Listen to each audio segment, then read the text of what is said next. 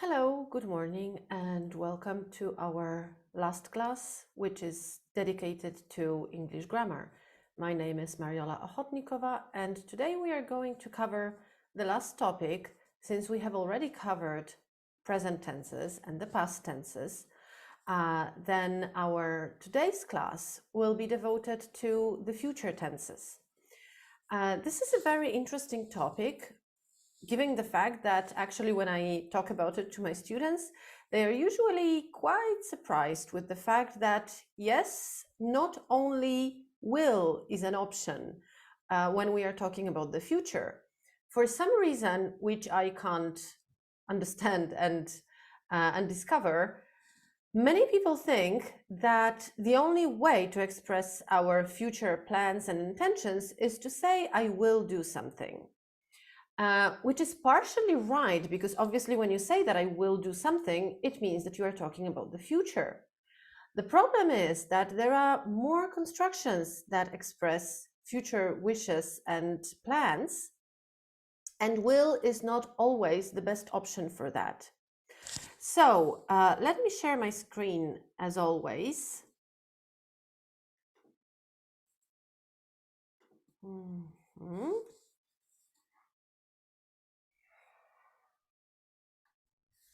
Okay, so I'll make a small spoiler here. There are three constructions that we can use. In some cases, I would say that we could even count four of them. But since will is the most common one, let's start with that and see when it really works. So, will plus infinitive. The first thing that you have to remember about this construction is that this always gives a sense of very, very strong certainty that something will happen. So these can be expressions like, for example, it will rain tomorrow.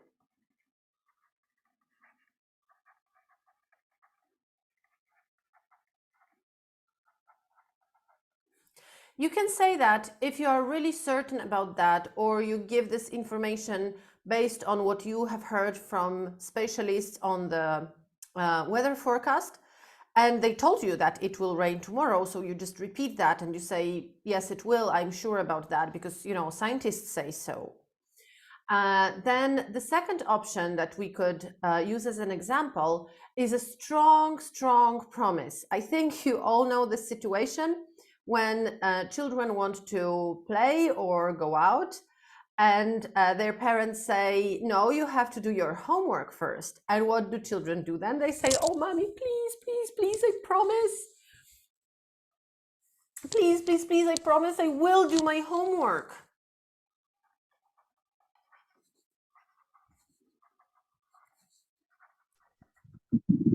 Okay, I will do my homework, I promise. Which is obviously a very strong thing to say, because they want us to believe them that yes, they are really going to do this homework and it will be done. So this is a very, very strong emotional context here. Please note that when I say that we are very, very certain that it will happen, it obviously does not mean that we can guarantee that we really know that we have a gift of foresight, because we don't. We never know what will happen or what will not happen. And if we are talking about this case with the children, we can actually guess in many cases that despite the fact that the child is trying to make a very, very strong impression that, yes, I will do that, they are not going to, they will not do that because they will play too long, for example, it will be late, they will not have enough time. So the construction of I will do something does not mean that it is any kind of guarantee, because we don't have control over future. But the sense of your certainty, of your promise, of your like inner feeling that you will do that. It's really incredible. It's immense. You're really very, very determined to do that, at least at this second. Now, the next situation is a very, very nice example exactly about your certainty and your inner feeling when you can say, I have an exam tomorrow,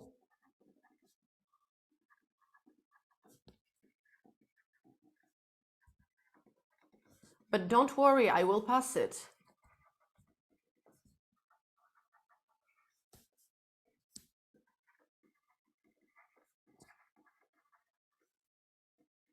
Okay, again, you don't have control over future, and you don't really know if you can pass it or not, because maybe the questions will be incredibly hard and you will fail anyway. But this is your confidence speaking here, and you would actually change your tone of the voice. So if with this homework we were going like, oh, I will do that, and that was like very kind of crying emotional expression, here you would say that with a very, very confident tone of your voice, and you would say, don't worry, I will pass it. Kind of, don't even expect anything else. I'm 100% sure. I'm ready. I'm prepared. I really studied hard. I will pass it. I have no other choice. Again, it does not guarantee that you really will pass it, but you are 100% certain at this point. And then the last thing is when you just make a quick decision right now. So if I tell you, for example, we are running out of milk,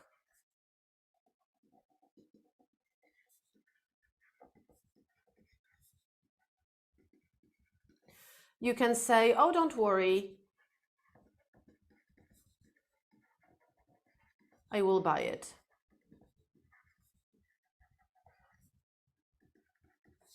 You didn't have any plan to go to the shop. You were sitting and working on your project, for example. But now that you hear that there is a problem, you just say, okay, I'll go and get it. I'll go and buy it. If it's hot, I'll open the window. If you feel sick, I will call the doctor. If you are tired, I will, I don't know, I'll help you with the housework or anything. So that was not my intention until now, but it's just, again, that's quite an emotional context, meaning I want to help you. I'm fine to do that. I will do it. Or I actually have never thought about it before. And we have house guests in a week, for example. We are planning this event, and you are asking me, so what will we prepare? And I'm like, I think we will prepare pasta. I haven't thought about that until now, and it was just a spur of the moment right now. I just thought about it and I'm like, yeah, I will prepare pasta. It's a good choice, okay? But I don't have any arrangements. I don't have any plans for that. I know that this dinner is happening within a week, but I didn't have any. I haven't had any plans regarding the food yet. Now that I thought about it, I'm like, yeah, I will prepare pasta. That's a good choice. Everyone likes pasta. So these are the most common contexts of will plus infinitive. We could also add here some contexts like threats, for example, when someone says, in movies they say, don't move or I will shoot you. So yeah, this is like a even more emotional context of a promise. This is a very, very certain promise. Like, don't you dare think that I will not do that. If you move, I will shoot you, right? So that's kind of the strong promise situation. So that's quite a lot of context, in fact, and we really use that a lot. That's true. But again, this is not the only construction that can be used about the future. Now, one of those contexts which are for some reason the least known, I don't know why, is present continuous, which is used in the context of the future. So present continuous, present continuous, I will write that again in short. Present continuous has one key word to explain it, which is arrangements.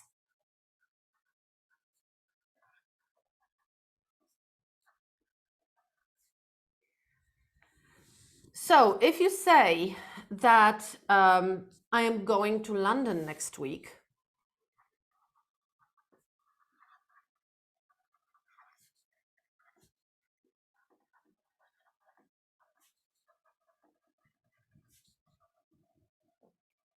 this clearly means that you have made some arrangements. If we are talking about that in Poland, then it probably means that for next week I probably have some flight tickets. I am already thinking of what I'm going to take with me. I'm packing my things, my stuff. I don't know, I booked a hotel. I made arrangements with people that I'm going to meet.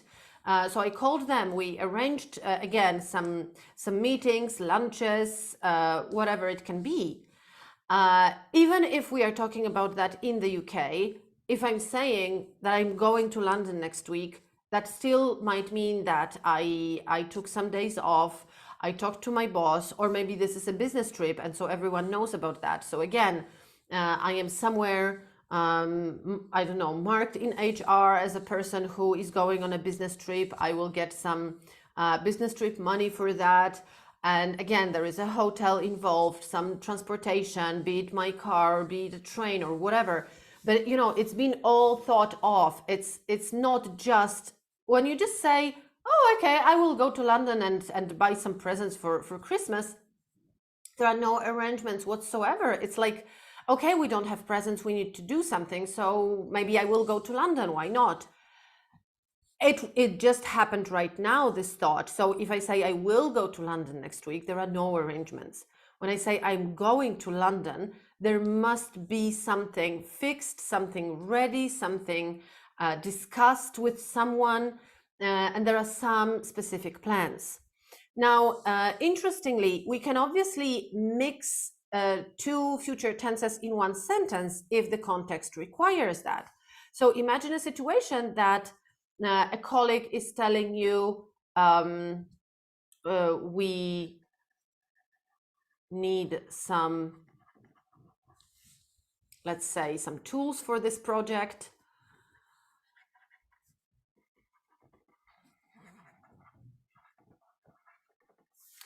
And you answer, Jimmy is going to London next week.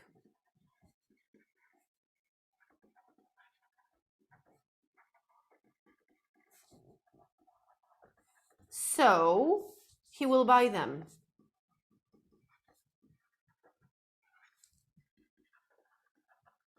So what was arranged here? He's going to London. That's arranged. We all know that because, again, it was specified in some plans. It was specified in some, I don't know, team schedule or whatever. The team lead told me that Jimmy is going to London. He already has some bookings and everything. And so he will buy those tools. This is my decision right now. Okay, this is our only option. If we need that double quick, he's going to London, he will buy them. We didn't have this plan 2 minutes ago, but now that you are saying that there is this problem and we need some tools for this project, I'm saying, okay, we have a solution, right? He's going to London, this is fixed. So he will buy them. That's that. Okay. So this is the first example. The second example could be, I am meeting Julia for lunch. Again, if I'm saying that I'm meeting her for lunch, this was arranged. So she knows what time we are meeting. I know what time we are meeting. We probably chose the place. If this is a restaurant or a cafeteria, we made a booking. We booked a table. We know that if this is lunchtime, I'm not going to eat before that because I'm having lunch with her. you know, what else? I know that I have to come earlier to work, for example, to do some tasks before I go out for meeting with her. So again, this is a whole plan happening, and it's not like, oh, you know what, I have nothing to do tomorrow, maybe I will meet Julia for lunch. Because this is clearly, again, this is a situation right now, or this is just my, you know, idea, which I am not even sure if I am going to act on it. You know, like maybe I will meet Julia for lunch, maybe not. I don't know. I'll wake up tomorrow and decide what I want to do. But if I am meeting Julia for lunch, this is arranged. I'm doing that. There are some plans here. Okay. One more thing. We are playing tennis tomorrow.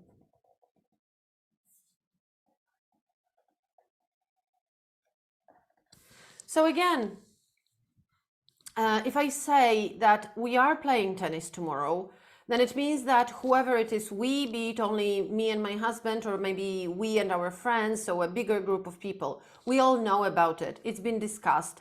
Maybe this is our habit and we play tennis every Wednesday, but still I am emphasizing the fact that we are doing that tomorrow. This is happening.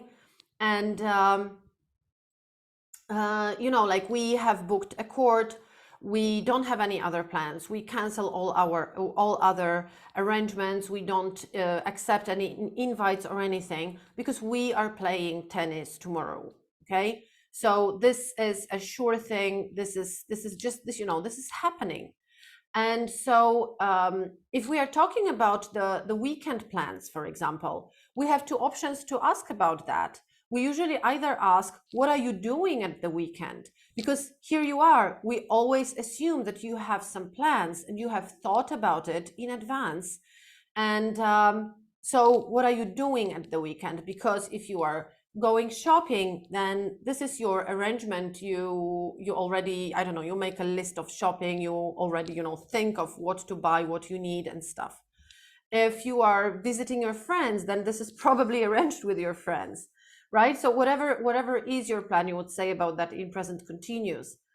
Now, so this is the first option. What are you doing at the weekend? Yeah. And the second option is, do you know what you will be doing or what you will do in that situation, for example, or will you go anywhere at the weekend? This is like, again, this is this short term kind of question, which doesn't mean that you have any plans. I'm actually asking you about your decision now, your intentions, your feelings, but it's not as much fixed as what are you doing at the weekend. Okay. And what will you do is a very, very often question when you tell me that there is a problem. It turned out that you can't go somewhere, or your passport is not ready yet, although you expected it to be ready by now.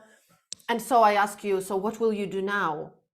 I can't ask you, what are you doing with that? What are you, you know, like, who are you talking to or anything about that? Because you have just told me now that there is this problem. So it's like a fresh situation. So what will you do? What are your thoughts right now? You can't have fixed plans or arrangements. Okay. So as a reaction to something unexpected and unpleasant, I would usually ask, so what will you do about that? Okay. We can obviously also ask, what can you do about that? Is there anything you can do about that? So it's not necessarily only the future tense that would be involved here. But if you want to make it future tense, here in such a context, it would be will, because again, there are no arrangements, which are the key point of present continuous. Okay. So I'll just check quickly if there are any questions in the chat box, but there are none. So then going back to the whiteboard, clearing it all, and going to the third construction, which is going to do something. To be going to do something. Here, the clue word to explain that would be intentions. So when you say, for example, Tom is going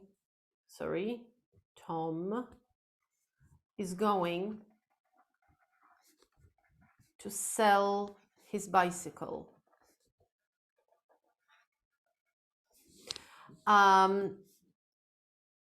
We are only talking about his intentions. So this is something that he was thinking about. He decided that this is a good idea and he's going to do that. Most probably there are no arrangements yet, so there is no one who is interested in that so far. Maybe he's only considering now making like a notice somewhere in the neighborhood, for example, to write that, you know, there is a bike for sale, and wait until someone calls him to buy that. But we are talking only about his intentions right now. Again, we don't have any guarantee whatsoever that this will really happen. Exactly in the same way as that was in present continuous. So when I say I'm going to London next week, obviously this is my plan now. I have this flying ticket. Everyone knows that I'm going, but it does not mean that I really will go, because, you know, like, we've been through stuff, right? There might be COVID starting and the flights get canceled just, you know, like in a trice. Then you know, some political situations going on, or maybe I just simply get sick and I don't go, you know. So the fact that I'm saying I'm going to London next week does not mean that this will happen. Again, that's not, you know, like, there is no magic involved. Life is life and we never know what will happen. But we are talking about our intentions, our feelings, and our arrangements, or about the lack of arrangements. So when I say that Tom is going to sell his bicycle, I am emphasizing more his emotional or maybe just kind of you know, like, logical state, if that makes sense, that he just decided to do that, and this is what he wants to do. Actually, when we say that Tom is going to sell his bicycle, it might be slightly synonymical to the construction Tom wants to sell his bicycle, but it does not mean he will sell it, because maybe no one wants to buy it, or maybe he changes his mind. Okay, one more important thing, actually, about present continuous. Sorry, I haven't mentioned that. But remember that if I don't specify the time frame there, and I just say that I'm going to London, and that's that would most certainly mean that I am going to London right now, because we still remember that present continuous is about, in the first place, it's about what we are doing right now at this second. But if we are taking that to the future tenses, we usually have to kind of pin the point in the future and say, I'm going there next week.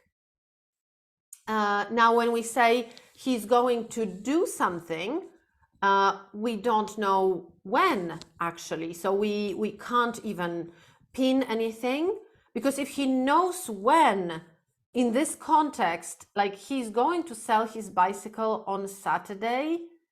So what does that, like, we could say that theoretically, but I would actually ask more questions if I heard a construction like that. So does he have someone who really wants to buy that? Why on Sunday? Is this arranged?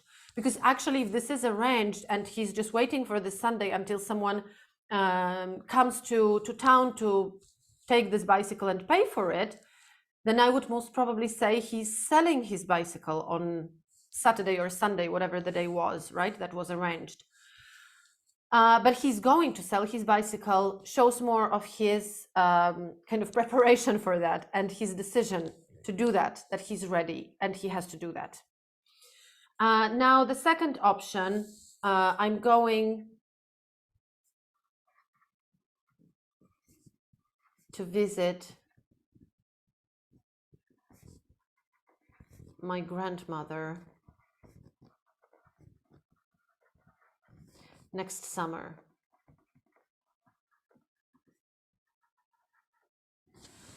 And okay, we have this pin for the time point, which is next summer. But first of all, summer is big. Second of all, if I just say next summer, we don't know when exactly I come, for how long I come, if I go alone or if I will go with my whole family. You know, perhaps actually my grandmother doesn't even know about that. That's just my intention, because I decided for myself that this is important. I have to do that. I want to do that. So I'm going to visit her next summer. But when the time comes closer, then I will buy some tickets and then I'll say, I'm visiting my grandmother in August. And so far, it's just my intention, my decision that it has to be done. And I have some time frame perhaps to do that. But it's not necessary. Remember about this first sentence when he was just going to sell his bicycle and we had no idea when. Here it's next summer, but it's not. It's not fixed. You know, like there is no actually.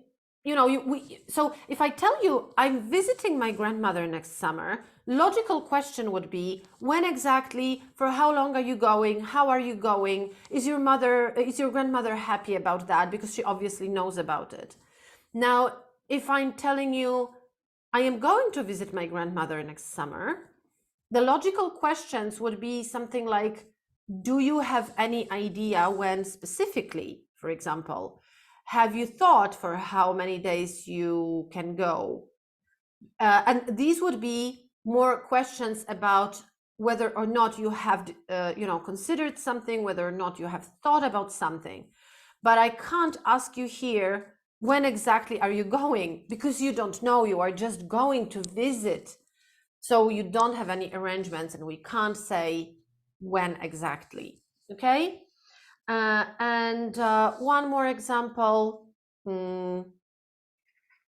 we are going to talk to your teacher.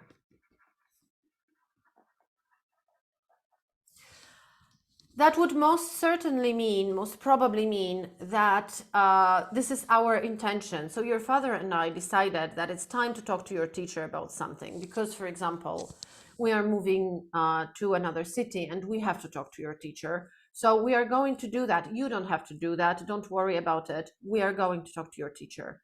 When? We don't know. Because if we know, we would most probably say, either we would then say specifically, we are going to talk to your teacher tomorrow. But again, it could mean that this is our intention and the teacher doesn't know about that. So we are just going to go to school and try to find your teacher and talk to him. But it might also mean that like nothing is arranged yet. And I'm just telling you that, I'll take care of that. Okay, so don't worry, we are going to talk to your teacher.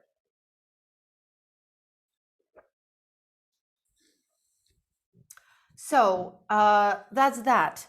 Now, remember that in fast live spoken language, people might, use different constructions. And I remember my friend, for example, telling me exactly this, that I'm going to talk to my daughter's teacher. And the context was exactly that the meeting was already arranged. And like in general understanding, I would expect her to say, I'm meeting my daughter's teacher tomorrow. And then, she could have specified at what time, for example, or something. But, there is nothing like 1000% rules in any language, frankly speaking, and definitely not in English. We have to remember about that. We have to remember that, sorry. So my biggest point here in explaining all that to you is to show you that, first of all, it's not only will that can be used about the future. And in many cases, it's actually wrong to say, I will talk to your teacher, because this literally sounds as if you made this decision right now, or you're making a strong promise. Like, if I am a child and my parents are telling me, well, I will talk to your teacher. Well, of course you will, because this is what parents do. Why do you promise that so solemnly, Or what is the point of making this decision right now? I've heard already about the fact that you have to talk to the teacher. So what? You were not sure if you were you know, like there would be really a lot of weird questions about that. So you know, don't panic about that. And I always tell that to my students that, you know, panicking is never helpful at any point. And you know, like let alone in learning languages. So I'm trying to show you the general ideas, general rules, how it works, and you know, how you can understand that.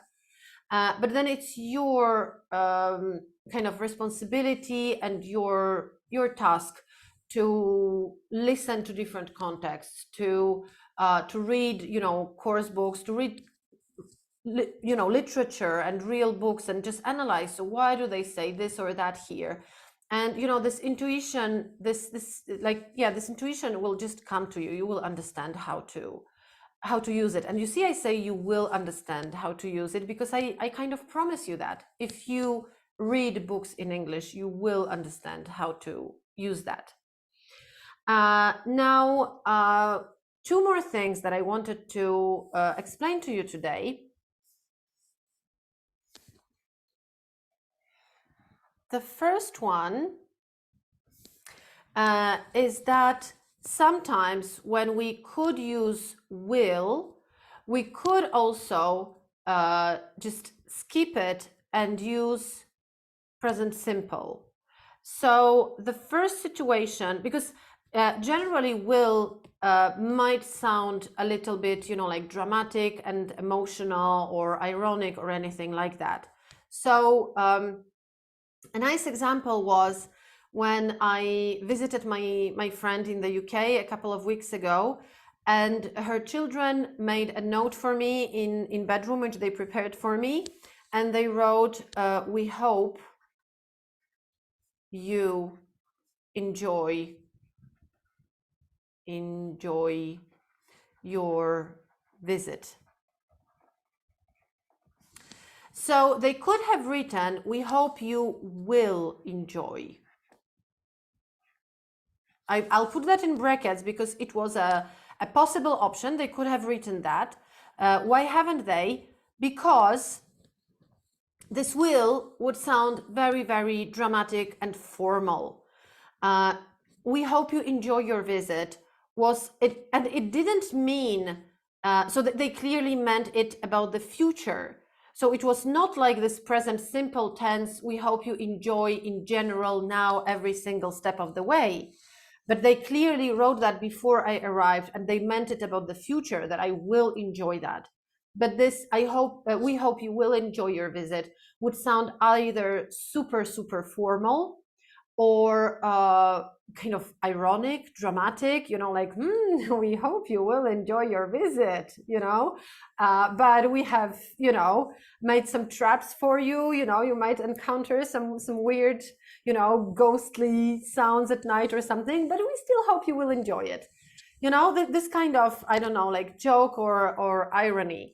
And in normal everyday context, because they know me, they like me, we have good relationship, they just write informally, "We hope you enjoy your visit."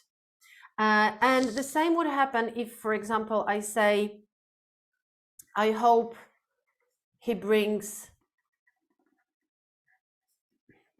let's say, "his computer tomorrow," versus, "I hope he will bring his computer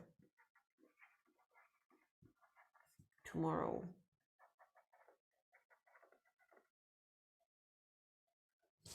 So if I say, "I hope he brings his computer," it's just a normal statement. Just my hope that he brings it. It will be fun. He will most probably bring it because it's what he usually does, or he promised to do that. So he probably will do that. And I just hope he brings it because, you know, he has some nice computer games on it and, you know, we can have some fun. Now, when I say, I hope he will bring his computer tomorrow, would sound much more dramatic, meaning either I am scared that he might forget, or this computer is really very, very important for our project, and without this computer, we will be in hell. Or, like he might get sick, or he might get robbed, or, like something really dramatic might happen, and he will not bring this computer, and this will be a disaster. And I hope he will bring it. So I would probably even say that in a much more dramatic tone of the voice. So I would say, I hope he brings his computer tomorrow, but I hope he will bring his computer tomorrow. I would almost, emphasize every single word in the sentence, because this is super important, and I'm really scared what happens if he doesn't bring it. Okay? So that's the second thing I wanted to show you. And then the last thing, to kind of underline all those three general, like, main constructions that we use about the future. So present continuous, be going to, and will. I wanted to show you on one simple sentence how it works in three different contexts. So let's imagine this young couple, be it Anne and Tom, who are in love, and we are talking about them. And we have three options what we can say. They will get married.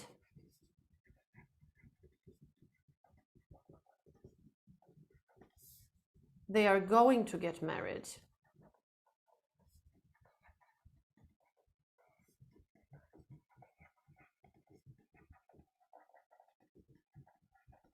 And they are getting married.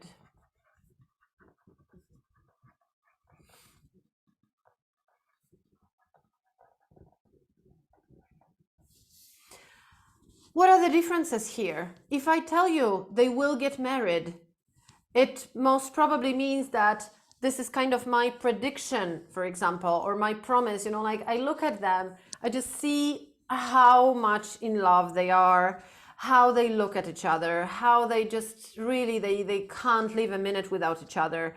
And it's just my conclusion and my kind of prediction, my promise, like, oh, don't even doubt that. They will get married. There is no other option. I am 100% sure it will happen. Look at them. They are just, like, crazy for each other. They will get married. But it's my promise. And we don't know actually if they really intend to do so, if they have any plans, if they have any arrangements. Because, looks can be deceptive, and maybe they look as a perfect couple to me, but they have no intention to get married. Or maybe they just don't like a marriage as an idea, and they will spend the rest of their lives together, but they will never get married. But this is my prediction, my real 100% certainty that this will happen, basing on the evidence that I see. Okay? So that's the first situation. The second situation, they are going to get married. Do they have a date yet? No. So they only decided that this is their intention. They want to get married. Most probably it means that Tom proposed to Anne and she accepted. So they have this intention. They are going to get married. They want to do that, but there are no arrangements whatsoever. Whereas in this third situation, when I tell you they are getting married, the most logical question to that would be when?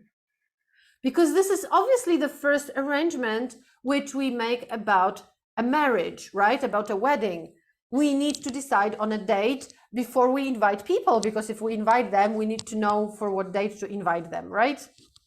Then according to the date, we decide on the clothes, on the dress, on everything that is even possible. So that's the most logical question. They are getting married. When? Remember I told you that with present continuous, we most often say the time when this is happening, because otherwise it might mean that it is happening right now. This is one of those examples when the context would show us that this is about the future. Because, like, if I talked to someone and then I'm telling you, have you heard the news? They are getting married. I don't really imagine a situation when this is actually happening right now, and I have only learned that, and I'm telling you that, you know. If that was the case, I would probably tell you then that, did you know that they are getting married today? It's actually happening right now, or something like that. And when I'm telling you just they are getting married, means that this is their plan, but they must have arrangements. And then we can start asking, so when is it? Where is it? How many people have they invited? Will they invite us or not? Because again, that would be our prediction, right? Will they invite us? That can be also a prediction about the future, right? So I think that, yeah, given the fact that we are so close and we are good friends, they will probably invite us to their to their wedding. So here you have it. It's actually the same event that we are talking about, but in three different emotional and factual contexts, we would use three different constructions. And just saying that they will get married, it doesn't have this meaning that this is really happening and there are any arrangements. If you're telling me that they will get married, obviously I can ask you, are you sure about that? Do you have any facts? Do you have any evidence? But that actually also may happen, that if you tell me they will get married, I will say, yeah, okay, so this is her prediction, that's that, you know. And I will not understand the fact that this is really happening and they have some intentions and arrangements, okay? So this is how these three constructions work in the future contexts and in the future tenses. So, you know, my biggest message here is, again, practice, practice, practice, you know, like practice exercises, obviously, but here actually, you know, like they are, if with the conditionals, it's important to really practice a lot, especially the third conditional, to just get the habit of saying this, what would have happened if something else had happened. Then here they are not difficult. So just, you know, like writing thousands of exercises might not be that helpful in terms of understanding it, because what you need to do here is much more to think why this is, you know, this is being expressed in this or that way. So just yeah, just read, listen, analyze. If you have any option, try to ask the natives, if you hear them that they said something in different tense than you would expect them to use, then ask them, why did you say this? Why did you say that? You know, unfortunately, as I told you so many times, English is not such a really, you know, like deeply analyzed and kind of academically set language. So there are a lot of points where different natives would you know, express themselves differently, and that's fine. You know, this is how it works. Language is about communication, and in fact, even if you keep saying this, I will, in general, people will understand you more or less, because obviously this is better than saying that in past simple, because then no one will understand that you are talking about the future. But again, if you want to dive deeper into language, if you want to sound more emphasized and more, you know, sophisticated and, you know, specific, then try to feel it, you know, listen to it, read about it. Actually, you know, like look for other courses as well and classes, how, you know, different teachers from different countries with different background explain the same things. And just, you know, this is actually what we need to do when we learn a language. The most important thing is to kind of get to the native speaker's brain and feel what is going on there when they say this or that. This is not easy, but no one has promised that anything would be easy. So we have to accept that. But at the same time, remember that, you know, like nobody will eat you if you say something wrong. Just you know, be open-minded and you know, practice and look at real life language. Now, if you don't have any questions about that, then that's about it. What, you know, everything that I wanted to share with you today. And I wanted to thank you for your presence during those 5 classes, for your, you know, for your questions and for your good words. I'll put the exercises from the Murphy's books in the description box below, as always. So if you like to make some practice, you can do that. If you want to do some exercises, then you can do that. And see you somewhere in the future. If I do any other classes, I will let you know, and I'll keep uploading them. Now, thank you for now. Have a nice day, and see you. Bye-bye.